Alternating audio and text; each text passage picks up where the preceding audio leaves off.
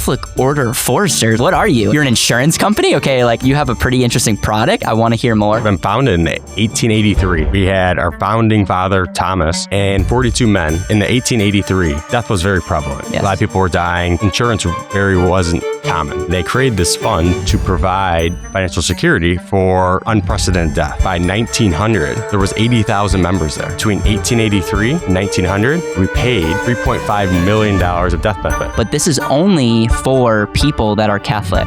Correct. Let's say in year 11, your client contacts you and says, hey, Caleb, I lost my job. I can't afford this $1,100 premium. You can skip a premium payment. And still keep the coverage. And still keep the coverage. Annual renewable term. And then in year 4, you could decide, hey, let's lock in for the next 20 years. Yep. And without going through underwriting. You're trying to be competitive, but you're giving more flexibility than I've seen of any other company. And wait, it just gets even better. I feel like we're on an infomercial and Yeah. it gets better.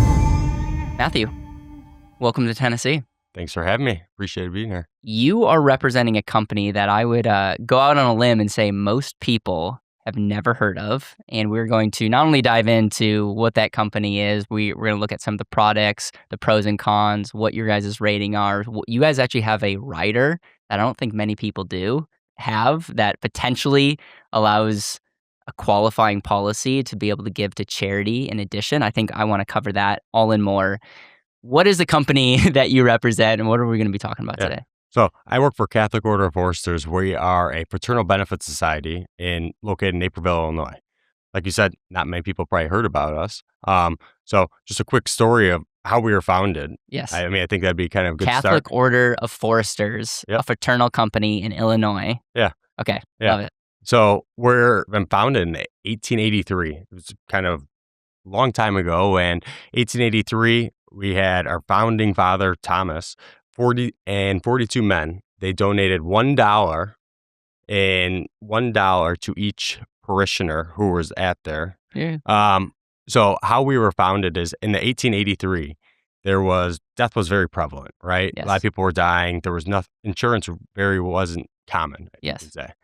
And from there, we had 42 members who went to Holy Family Parish in Chicago, Illinois. Okay. Each of these individuals, they started an organization. They donated $1. $1.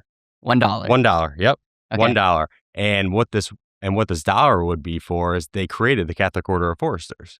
So they started this organization and they created this fund to provide financial security for an unprecedented death. So before this, it was all put on the community, and the community would go ahead and raise money for people, and there was no structure to it. And so with this, now there's a structure to it, and that they would contribute $1 a year to this, and it would build a fund there.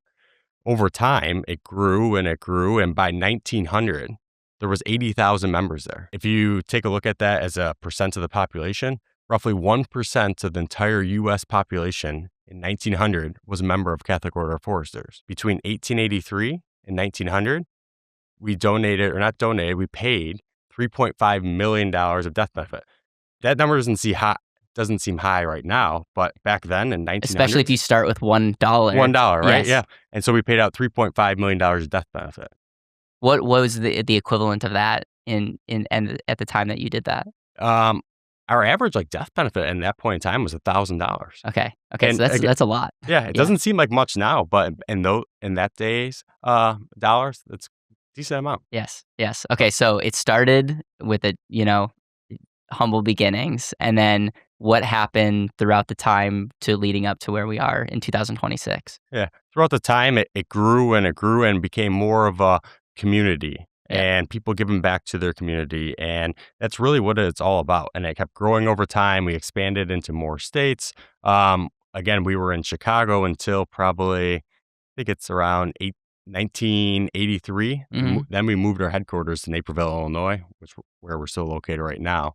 And from there, I mean, we're licensed in, I think it's all the states except for New York, New Jersey, Utah, and Alaska. Okay. So sorry if you're Catholic in Alaska, Utah, New York, and New Jersey, you guys will have to find somebody else. But everybody else, you're licensed in, and maybe if you get enough people that are from New Jersey or Utah, you who knows? There might be. Is there a reason why you're not? New York's obvious in my opinion, but yeah.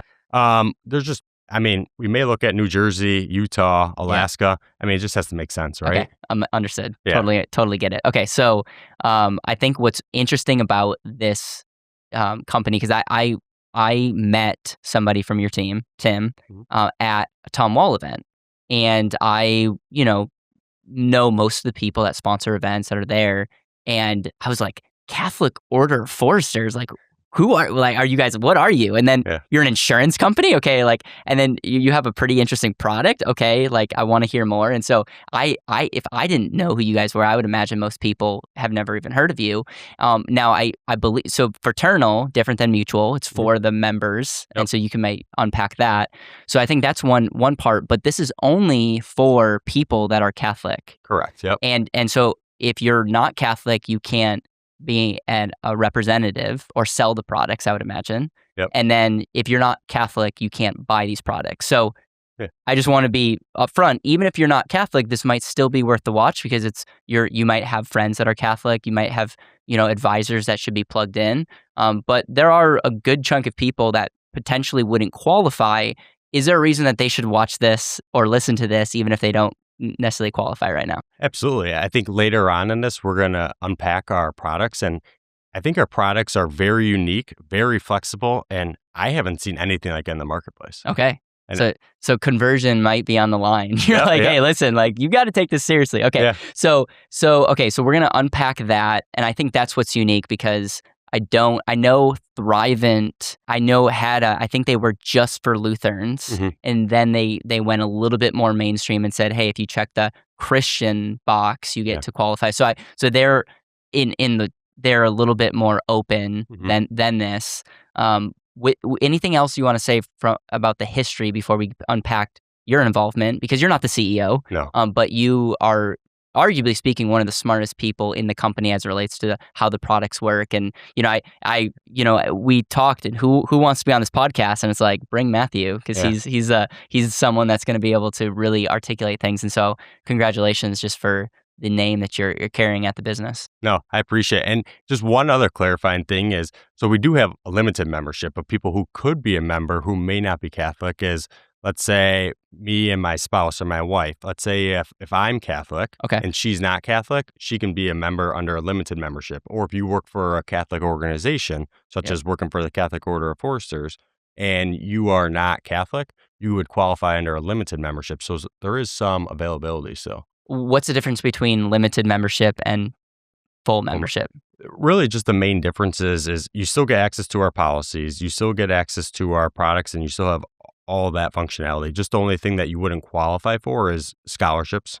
Okay. That's really the main thing. Okay. So we're going to obviously get into the products as well. I think one thing that is unique about you guys is the Catholic nature. Mhm. But you also have other riders or benefits that you get because you're fraternal. We did a video on Forsters, who's a fraternal company. They're actually Canadian based, and they have some really interesting benefits that I was kind of geeking out about, because I'm like, Yeah. I wonder how many people qualify for this. I'm curious how many of those benefits, including the death benefit, going to charity, like as like Mhm. almost like a bonus. I Yeah. don't know if that's the right term, but talk to me about what some of those benefits are. Yeah. So we have a fraternal legacy rider, which is an additional 5% to your death benefit would go to the Catholic charity of your choice. So now there's no cost to it. It's a free rider that we offer. You have to elect it on there, and then you have to elect a 501c3 Mhm. Catholic charity of your choice.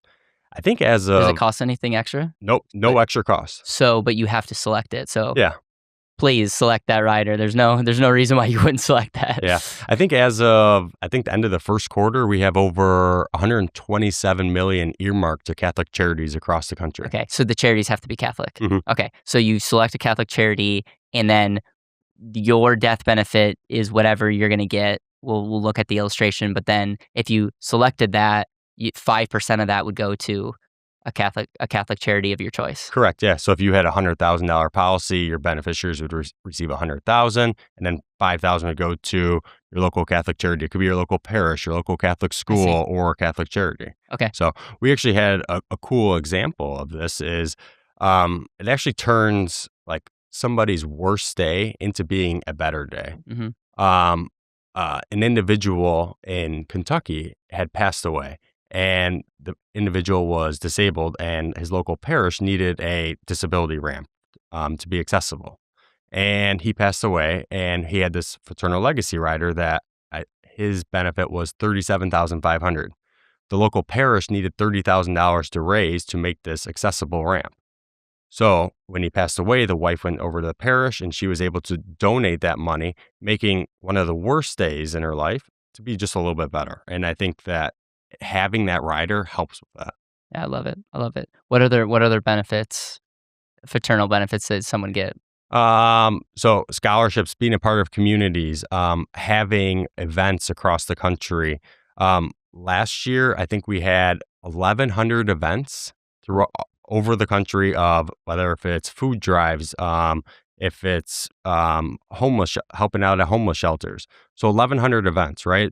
Doesn't sound that much, but if you put it into perspective, it's 3 events per day, every single day per year. Okay, so when you say events, like you support those events, or someone could like get free invite to a food drive? Yep. So that's part of like either if it's us hosting it or if it's one of our members hosting it, if it's one of our courts that are Yeah. hosting it. Courts are kind of like our local jurisdictions where it's kind of a community event there. So between all those individuals, somebody related to us, and we sponsored that for over 1,100 events. Okay. And then talk to me about how scholarships work. Scholarships, they really work as if an individual, so we have, let me back this up here. We have a TAP or reimbursement for a Catholic education, Okay. high school, and then college. So for those scholarships, they have to be a member. And then in order to be eligible for those, they also have to do an event, such as if we have an event called Feeding God's Children, where they can raise money or raise food or have a different events like that, in which and if they do that event, then they would qualify for a scholarship. And all they have to do is just apply for it, and it could be a $5,000 scholarship. I love it. I yeah. love it. Yeah, no, I am a fan of fraternal style. I think there's a reason why credit unions have taken off, because people like the idea of like, hey, I'm a member, I'm going to get certain benefits, and I think it's awesome that you're attracting certain people with very clear values, and you probably have some amazing members. Yeah. And as a company, or I maybe not as a what would you call yourself, as a fraternal organization? Yep. As an organization, you guys potentially will have better life expectancy because people are living purpose driven. They're a lot probably family. Like, do you find that your people on a grand scale in an underwriting standpoint live longer or not? Like, I know that's a random question, but on the grand scheme of things, is there like an advantage of insuring a special group of people that, tend to have families and, Yeah. Go to church and Yeah, I would say so. I mean, for us, for being a smaller organization, right, we have to be right on mortality. We can't be wrong on that. And I think one example of that is, to your point, is during COVID, a lot of companies experienced huge uptick in death benefits, right? And ours weren't that bad, honestly. The average COVID death was probably 85, 87, somewhere in that range. So having that there, so for us, we do see a better mortality, and I think a little better than the industry. Cool. Okay, so now let's transition to, or actually before products, what if someone were to look at you and say, okay, what is your Comdex score? I don't believe you have one. No. What are your ratings that you have just as a company? And just to be super clear, your Comdex score, if you had one, would be tainted because you probably like it's taking lots of different and creating an average. So it's smart that you guys don't have a Comdex score, because it would intentionally look worse than maybe it would be reflected. But what are the rating agencies that you guys work with, and what do they rate you guys? Yeah. So we work with AM Best Okay. and KBRA. With AM Best, we're B++, Okay. and KBRA, we're A-. Okay. And I would just imagine that you get some of those ratings because you guys aren't the biggest. Correct. Yep. And that's part of, I would say, one of the disadvantages of being a smaller company is just what you said with the Comdex, right? Yeah. Is it's only going to hurt us. It's not going to help us there. Yep. Are you guys public about how big your company is, assets wise and all? Yeah. I believe we're around 1.2 billion in assets. Okay, which is relatively small to an insurance company, but relatively big for just the average person. Yeah. So that's good. Good to create perspective. And I would imagine that you guys have reinsurance as well, and so you guys are doing all of those things. Okay, so now let's talk about products. You guys have a life insurance product where I believe you have a very competitive term. You have a very flexible 10 pay or just permanent pay where it's very unique. I want to put it in a category, but I can't really. Do you guys do any annuities, DI, long-term care? Do you guys do any of those products? So we do have a disability income rider that can be attached to our term product, our whole life product, and our cash accumulation UL. We have a chronic illness rider that can be attached to our permanent whole life product or our single premium universal life product. We don't have standalone of those products. We do offer annuities.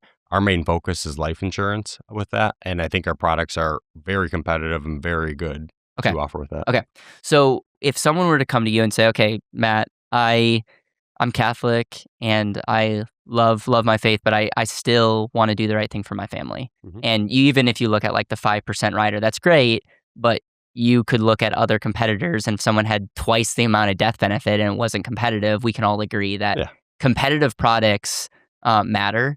And in fact, they matter even more if we're claiming to help a certain group of people. I think you would agree. Absolutely. I think as Christians, if you profess to be a Christian, your business should be more excellent, period. You shouldn't get a pass. Like, you should have a higher standard of that. If someone were to say, okay, what separates you versus all the other competition out there? How would you answer that as it relates to the life insurance? Because this is a podcast where people like to geek out. So when we run numbers, like most people would say, like no one would be interested in that. Our people will love that we're running into the numbers, even looking at things like IRR, flexibility. That's going to be speaking our language. What would you say is what separates your product versus the competition out there? So I would say on the term side, let's separate this between term and whole life. We'll focus on those two. On term, most companies may have a product for ART, have a 10-year term, a 20, a 30-year term, maybe a term to 65. We have one product that can accomplish all that within one. And which, thank you, by the way. I don't know why some of these companies have like 40 different product types, and you have to have like a special degree to understand this. So you have one product, permanent product, that you can do lots of different things. Yeah. And then on the permanent side, same thing. For our permanent whole life, again, most companies have a separate product for a 10 pay, a 15 pay, 20 pay, paid up age 65. So same product. So we have a product on the term side that can be an ART to a 10-year to a 15 to 20 to 30-year term, even an ROP, and we'll touch on that here. And then on the whole life side, you can do a 1 pay, a 10 pay, 15, 20, and you can, for both of those products, you can customize it to whatever duration you want. If you're 45 and you want to retire at age 67, you can do a 22-year term. You can do a 22 pay whole life if you wanted to. Do you guys have convertible options for your term? Our term is convertible all the way up until age 85. Oh, nice. Okay. All right. So the answer is yes. And one thing, and I don't want to put words in your mouth, but when I looked at, because we had a pre-call and I looked at a couple things and asked you questions, your whole life has like IUL type of flexibility, but it still has a whole life chassis. So some of the maybe benefits that people like with IUL, which is flexibility, some of the things that they're taking on though is some of the drawbacks of why someone wouldn't want an IUL or a UL chassis. It seems like you give people massive flexibility, but still lean into the whole life chassis. How did I explain that? How can you color in what I just mentioned? And is there anything you want to unpack before we dive into this? Hey, I want to interrupt this video real fast to tell you about our Clarity Call. We designed this Clarity Call for the entrepreneur, the high-income earner, the person that wants more control, the person that is ultimately asking the question, how can I better my finances? And this Clarity Call is simple. We get clear about your situation, and then we try to answer the question, does integrating overfunded whole life insurance help you better your financial situation? Does it help you be more efficient? Does it help you better accomplish your goals? If the answer is yes, we'll actually show you how it does. We can walk you through those steps on what it would look like to getting permanent whole life insurance in your financial situation. If the answer is no, you'll have clarity on this is not the right fit for you. And so if you're someone that's been wondering, does the strategy work? We've designed the Clarity Call for you. No pressure, no fluff. We just, again, want to help you get real clear on, is the strategy a right fit? Make sure to click the link in the description or the pinned comment below. Let's get back to the video. I would say our whole life product has UL premium flexibility, but I'd say there's two main differences. Is one, there's a required premium that you must pay each year in order to keep your policy in force. And two, is once your policy's paid up, it's paid up. For UL, like, right, your policy's never paid up. You can always keep contributing money in there. But for this, once it's paid up, and you can no longer put money in there. And it has tremendous flexibility. And I'm excited to kind of go through it. Cool. All right, let's dive in. Anything else that we should talk about before we dive in? No, I think let's dive in and we can kind of carry the conversation from there. And okay. If you want to move your mic a little bit, and we can dive into the screen. We'll do you want to just touch on term? That I'm sure we could go pretty quickly through that. Yeah. And then we spend the most of the time on the permanent policy. So yeah, so let's go through our term here. So let's make this a little bigger here so we can see it. So again, I ran a couple sample illustrations for us. Okay. This is just an ART, just a standard strategy for ART. Nothing special with this, right? Explain what ART is. Thank you. Yeah.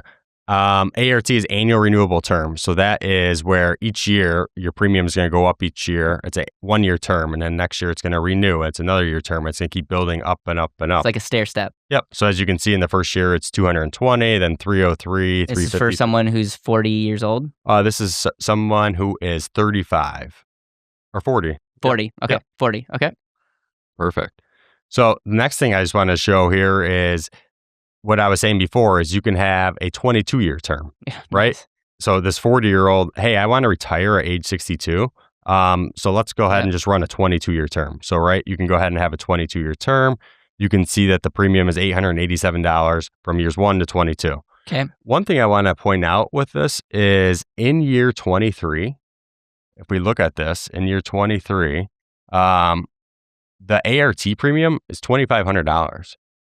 For most traditional 20-year terms, right, you're probably looking at 10, 20x of that. They make it impossible to want to continue. Yeah, so you're saying that's pretty reasonable. Yeah. Oh, so what you're doing is you're putting an actual ART, on, which makes a ton of sense. I don't know why more companies don't do that. So it doesn't make it crazy unreasonable to continue. Yeah.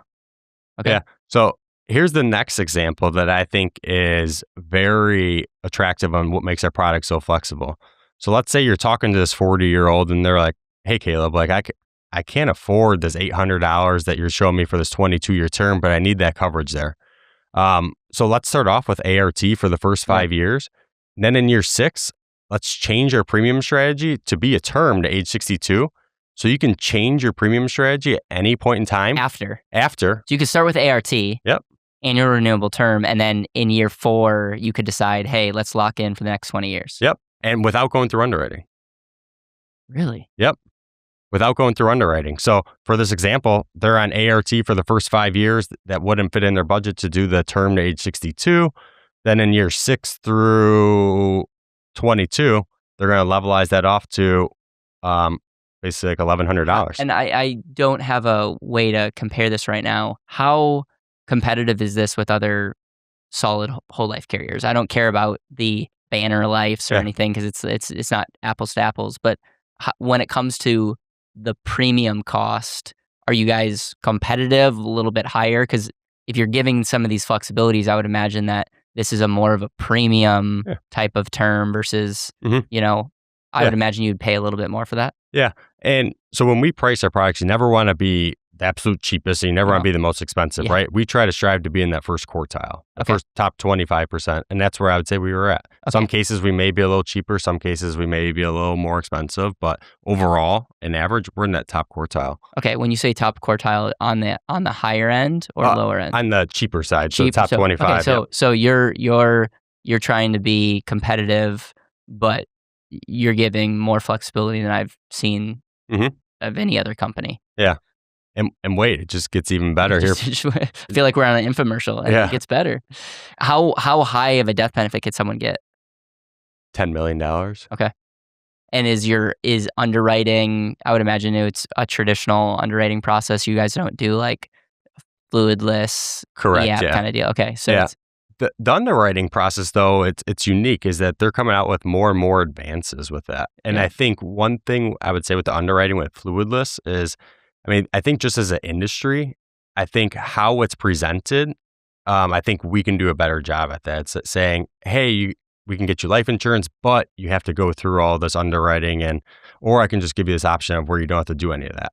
If you were to walk on the street and say, kind of be a little weird if you walked down the street saying, hey, can I take your blood and I'll do an exam of you? But I think you get what I'm saying is people for free, people would be like, yeah, that's really interesting. I don't have to pay for this. I can go ahead and see and make sure that I'm okay. So to your point is all of our underwriting requires fluid, blood, urine, and all that stuff. Okay. Heard. Okay, so it gets better. Yeah. So same example. We have a 5-year ART, and then they're going to switch to a 20-year term to age 62. Okay. So, but let's say in year 11, your client contacts you and says, hey, Caleb, I lost my job. I can't afford this $1,100 premium. You can skip a premium payment. And still keep the coverage.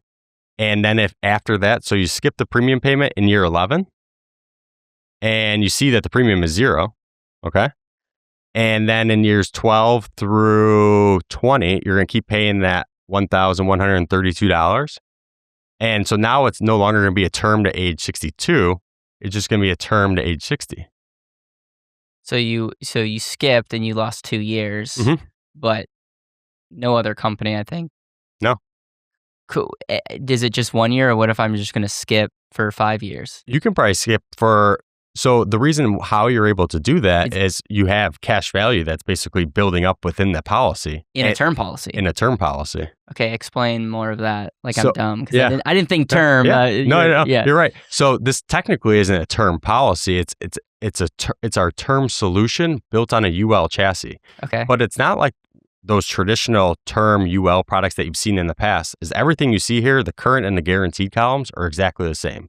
There's no per thousand expenses. There's no premium load. And that's usually the two highest things that don't make this work for being a UL product. But since there is no premium load, there is no per thousand expense, that's what makes this work. And everything you see here is all guaranteed.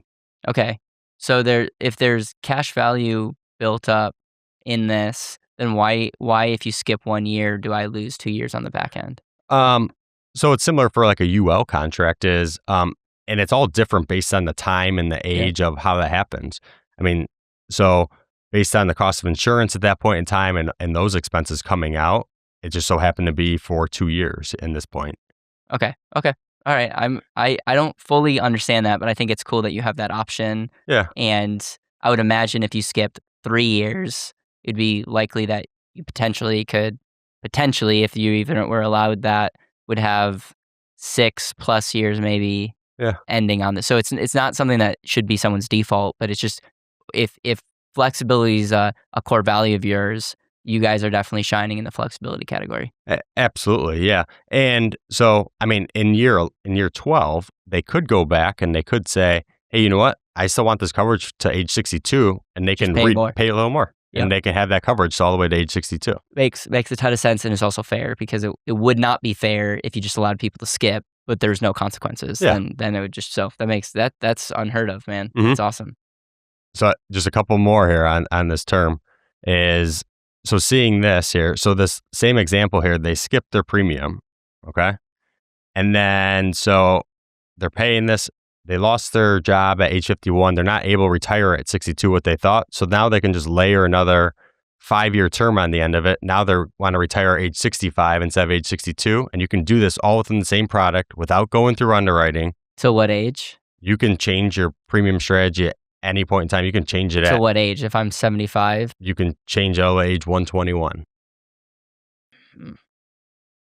But I would imagine it's going to be very expensive. Correct. At 75. Yep. Okay. Yeah. So I mean, think of it for cost of insurance, right? Yes. That's going to get higher and higher as you get older and older, right? So there's going to be a certain point in time where it's not going to be advantageous to do that. Okay. I understand. It's really, there's no way to game the system, and there's no way you really want to game the system when it comes to insurance, like life insurance. Yep. I think this is great. This is awesome. Yeah. And then just last one I just want to show on here is just showing of, so you can start off with so you start off with the ART, and you can switch to actually a return of premium, or you can start off with a return of premium. And so with that is you can have this return to premium. Let's say you're doing a return to premium for 25 years and your cash value at the end of 25 years. And let's say, hey, you no longer need $1 million of coverage. You can do a 1035 exchange that cash value into a single premium policy, or keep this policy and just lower the death benefit and have it run. Do you guys accept 1035s from other carriers? Yep. So someone could 1035 a policy and then have a single pay term policy. Like, technically could, yeah. For life? Or you guys do a guaranteed universal life concept where if I lump sum, I'll just get a death benefit that will pay upon my death? So we don't do I think you're talking like secondary guarantees, or we don't do that, but you can easily solve for it in here. Of saying, hey, if I were to put in $50,000 into this policy, how long will my policy last for this face amount? Okay. Wow. That's awesome. Yeah, that's pretty cool that you can accept 1035s into a term. Yeah. And I think this product is great for it because it doesn't have premium loads. So if you put in $50,000, all $50,000 is going into the policy. There's no premium load coming out of it. Cool. All right. Yeah. So if you're this flexible on the term, that just leans into the flexibility, I would imagine, with the whole life. When it comes to whole life, before we dive in, what would you say the pros and cons are? Because no company is going to be able to shine in every different area because there would be a gap. So I can tell you right now, when we talked, you guys are extremely flexible, but if we were comparing just IRR to IRR, you guys would not be winning any awards there, but you could very much argue IRR plus flexibility, it could be a huge benefit, because flexibility is one of the things that we talk a lot about on our channel. I think people should be talking about the flexibility more and more. There's a lot of people that will say our PUA riders, paid up addition riders, are flexible. What does that actually mean? Yeah. Because in a lot of cases, they're not as flexible as you think they are. And I have a feeling that you guys are off the charts when it comes to flexibility. And so you have to be able to measure the pros and cons. Yeah. What other things should we know about your whole life before we look at the numbers? I mean, we talked about this earlier. You can add the chronic illness rider on there, a disability income rider. Yeah. You do have to pay for the chronic illness rider? Yep. Our chronic illness rider is a premium paying chronic illness rider. But what you see is what you get. So when you pay for a chronic illness rider with us, you're able to accelerate the entire death benefit. Okay. And we can accelerate that. And we can actually illustrate that. And you can accelerate 3% of the death benefit per month at the time of claim. Okay. With that. And it's just 2 of the 6 ADLs. Okay. With that. What is your loan rate? How does the loans work if someone wanted to borrow against their policy? Yeah. Our loan rate is at 5%. Okay. Is that change? I would imagine that changes as interest rates go up and down, or is it? So that's fixed when you have their policy issued. So that stays with it because we are direct recognition. So the loan rate is fixed and we're direct recognition, and the loan is not variable. So direct recognition meaning, 5% access to money, but you have the ability to change the crediting dividends on the back end. What right now, if I did take a loan against my cash value, how does the dividend get Yeah, they're equal right now. They're both at 5%. Okay. So they're equal. So it's a wash. So if you take a loan, if your loan rate's at 5% and your dividend rate's at 5%, it's saying, hey, you're taking a loan for what we expect to earn. So it's a wash. Okay. So there's no. Yep. Okay. And then so you guys publish your dividends? We publish the amount we're paying. Okay. Not really a dividend, you don't publish the crediting, right? Yeah. But you could almost reverse engineer it slightly by just figuring out what the direct recognition hit would be to your cash value. Is that fair to say? Absolutely. Okay. So makes sense. 5% is very low. And I would imagine it's very similar to all the other carriers. How do someone call? Do you go online? Do you fill something out? Like, how do you get access to your cash to borrow against your cash value? Yeah, you can make a request online. You can call in. So there's a couple different options. Okay, so that, and then you can do loan repayments and all. Okay, so I think that is that. We talked about dividend. You guys don't publish your dividends, but you publish the gross amount. And then the beautiful thing is we can show IRR, and you can reverse engineer. IRR, in my opinion, is more accurate than dividends, because someone could say, my dividend's 6%, but what does that actually mean? Like, Yeah. there's a lot of shenanigans that can go in between the gross stated dividend and the, end Yep. result. And I completely agree with you at that point. And a company can say, hey, our dividend rate is 10%, but dividends are based on your portfolio yield, mortality, and expenses. How I kind of equate that to is saying, hey, our UL product is crediting 20% interest. It's like, hey, this is great. But I forgot to tell you that there's a 50% premium load on it. Yeah. Right? Yeah. So it's underlying issues with that. Yeah, I love it. All right, let's dive into this, and I just again want to remind everybody, this is you have one term and one whole life, Yep. and you can do all the things within that chassis. And it's my understanding, correct me if I'm wrong, but you still have a lot of flexibility. So you could start some way, and then you could potentially increase your premium, decrease your premium. So let's dive in. Yeah. So let's just look at an all base policy here, right? And I'm just solving for a $10,000 premium for a 35-year-old The male. guy got 5 years younger. Wow, did. let's go. Look at that. You got a little That's younger. what happens when you watch or listen to the BetterWealth show. You get younger as you get smarter. So he's able to buy a little over $1 million of insurance, right, for $10,000. Okay. So internal rate of return. You guys like to see that on here? Yeah. So obviously this play wouldn't be crazy for. It looks like it breaks even in year 13. Yeah. Okay, and we're looking over 30-year IRR of 3%. But the initial death benefits doesn't really grow much either. Mm-hmm. Okay. Yeah. Okay. All right.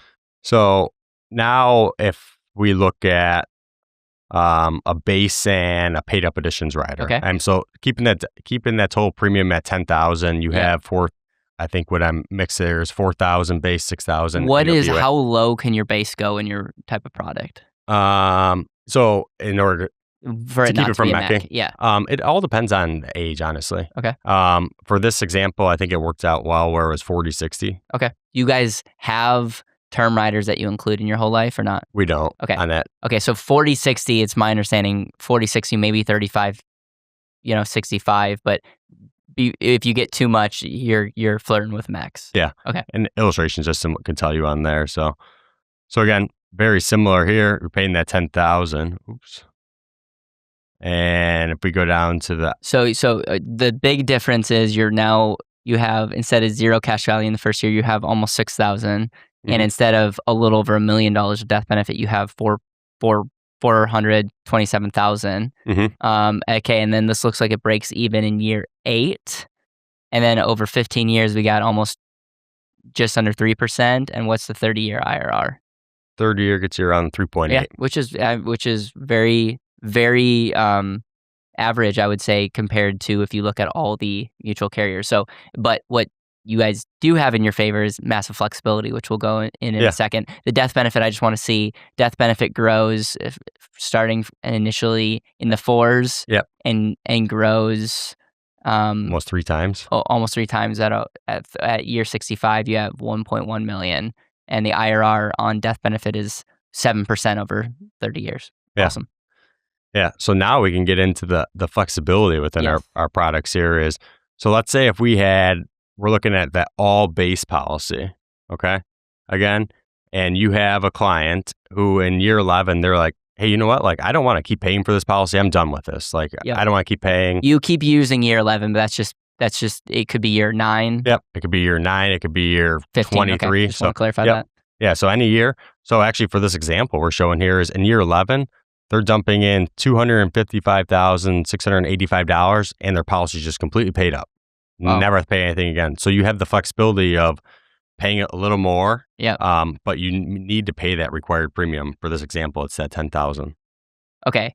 But if they paid it all up at a year 11, they wouldn't have to be out of pocket anything. Correct. More. Yep. Does the death benefit grow at all, or the death benefit does not grow with like jumping in that? Well, I would imagine it looks like it does. Oh, it grows a little with just like the dividends as paid up additions. That's fascinating. That's fascinating. Okay. I'm curious. Can we run IRR? I'm just wondering what happens with the dump in.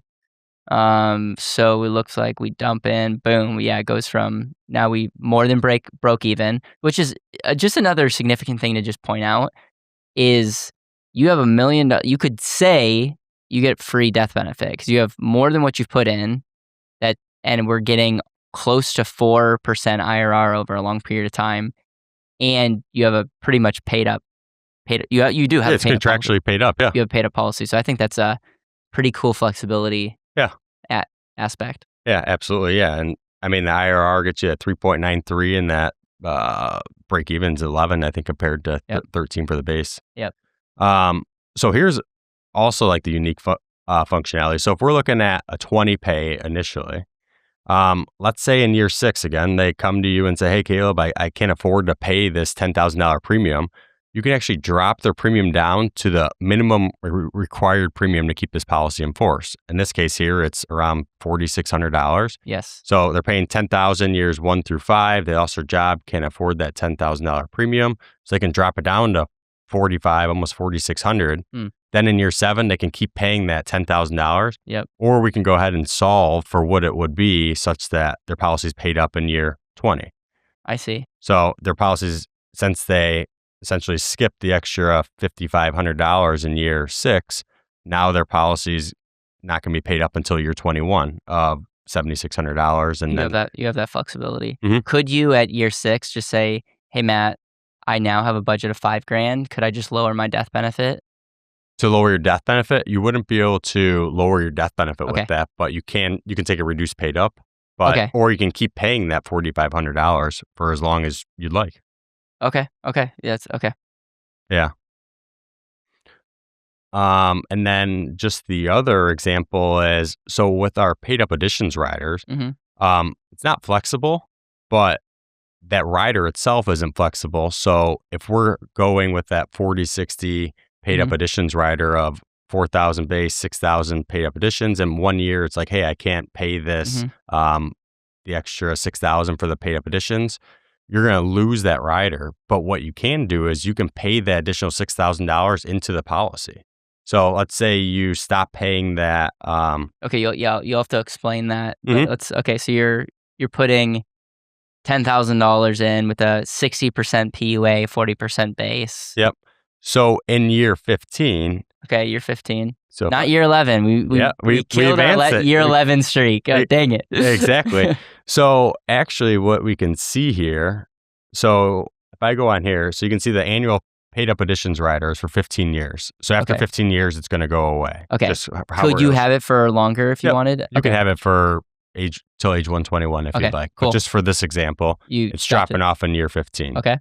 But what you can see here, so it drops off after year 15. Question, could you just like other flexibility if I did it year 15, but then I wanted to pay it till year 60? Could I change it after the fact? Yeah, so you say you want to drop it off in year 15, but ultimately you decide you want to keep paying it till year 60. Yeah, you can keep that. Okay. It's just if you miss your premium payment once, then that rider terminates. Okay. But that rider terminates, but then you still have the ability to keep contributing that additional money if you'd like. I don't understand that at all. Yeah. Okay. And this is why do you And this is where the product's so flexible, is it has that UL premium flexibility. Yeah. But you have to pay that required premium, and once your policy's paid up, it's paid up. So in any given year, I can pay, and I'll run an illustration for this here, actually. I think it'd be better. Yeah. So let's actually say, I don't understand how you can say our PUA rider's not flexible, because if you stop paying, you lose it, but then you can still pay. I need to understand that better. Yeah. So let's see this here. So I'm going to pay $4,000 from years 1 to 20. Okay. And then we have that $6,000 PUA for years 1 through 15. So if we look at it, we're paying a total of $10,000 for years 1 through 15. Yes. In years 16 through 20, we're paying $4,000. So because the rider got dropped, or because the rider got dropped, and it's like, "Hey, I can't afford to pay this premium," right? Okay. Whatever their circumstances was. I understand. Year 21, they're like, "Hey, I want to keep contributing this $10,000." It's like, well, you can't contribute it into the paid up additions rider, but you can make the additional contribution to the base policy. And can we see what the premium increase is? So you contribute $10,000 fully base. Yep, it's all base, and your death benefit or your cash value increases by more than $10,000. So really, base contribution there's a big debate about this. I say big because of the small world I live in, but in the life insurance world, base early on creates less flexibility and less cash value, but over time, pretty much gets as efficient or a dollar for dollar efficiency later. And so you're saying that $10,000 base, I would imagine that that's flexible as well. You could drop that, or lower that. But so you can't get back in the paid up additions rider, but you can just increase your base. Yeah. So what that actually is, and I think showing you this supplemental illustration here is, so what you're paying is the required premium on this policy. So if you did all base for the face amount of $405,000, the all base premium would be $4,000. For the first 15 years, you're paying an extra $6,000 into the paid up additions rider. In year 21, we're paying a total of $10,000, right? And you can see here, this column here is the required premium. It's actually decreasing over time. And because that additional $6,000 you're contributing each year is buying a portion of that insurance and making it paid up. So over time, so you would, if you did it this way, you would not actually be able to pay to 121. Correct. Yeah, your policy will be paid up, I think. You're speeding up the paid up policy. Okay. Yep. Makes sense. Yeah, so your policy would actually be paid up at the end of year 30 with this one. So you could not contribute anything more. Correct. Which you could look at as a negative thing. Correct. You could. If you the purists out there, I mean, if you can put $1 in at age 60 and it increases by 3, you could say, like, why wouldn't I continue to put money into this thing? Well, absolutely. I mean, if you look at down in year 30, your cash value increases $28,000, but you're putting $10,000 in it. If I told you, hey, if you give me $10,000, I'll guarantee you I'll give you $28,000. Why would you not do that? Right? So let's see if I get this right. Your PUA rider is not flexible, meaning you have to pay the full amount. It's not like you pay $120. You could drop it down, but it has to stay at that level then. Okay, so whatever you drop it, it's capped. Yep. Okay. And so let's say you just drop it, you can still contribute more, but what you're really doing is you're just paying up faster. It's the equivalent of putting a lump sum all in year 1 or all in year 15, but you're just doing that. So it's cool that you have that advantage. I would imagine that the IRR and cash value would be better that way than paying the $4,000 the rest because of time value of money. So that's cool flexibility. Is there a reason you guys are like the flexible company with non-PUA flexibility? Is there, do you think there would be a world where they would change that, or is that not really an issue with the clientele? I think that there would be a world. I mean, we're definitely, for being a smaller company, what I can say too is, I mean, there's pros and cons of being a smaller company. Yeah. One is I think we're a little more nimble and can make decisions quicker, right? So I think that's something that we're looking at to evaluate and hope to have a decision with that. Okay. Yeah. No, I think it's fascinating. What else should we? I think people get the point, which is really neat. Obviously, and just want to be clear, if you like this type of content, let me know, because I could get more people from different companies to nerd out on certain things. So let me know if you enjoy this content. Also, let us know if you have any other questions, because we could very much do a part 2 maybe in the future. What else do we need to know about your guys' whole life to really just get the picture? I mean, I think I think you guys get the picture. It's very flexible, right? I mean, I can very flexible. I can talk about this stuff for days if you want, and we can carry that on. I mean, I think just having the different riders that are available, the chronic illness, the disability income, the fraternal legacy rider, having that extra flexibility. People like having flexibility, right? And having the options of paying a little more, paying a little less, doing this and changing it around. I think that's huge nowadays, and people love that flexibility. What happens to IRR if you check the critical illness? Can we compare? Can we look at what it is now and then? So let's add the chronic illness rider. What I also want to do on here is I want to show you that you can actually see. Yeah, that's cool. What you're able to accelerate as far as for death benefit wise, because most other, when it's a free rider, you can't go ahead and see that. It's crazy how in your element you are. You just love this. You could literally talk about this all day long. I know this for a fact. Yeah. So you can see, I mean, for this 35-year-old, had in the chronic illness rider is $246. I mean, it's less than 5%. So, and if we look at the IRR on that,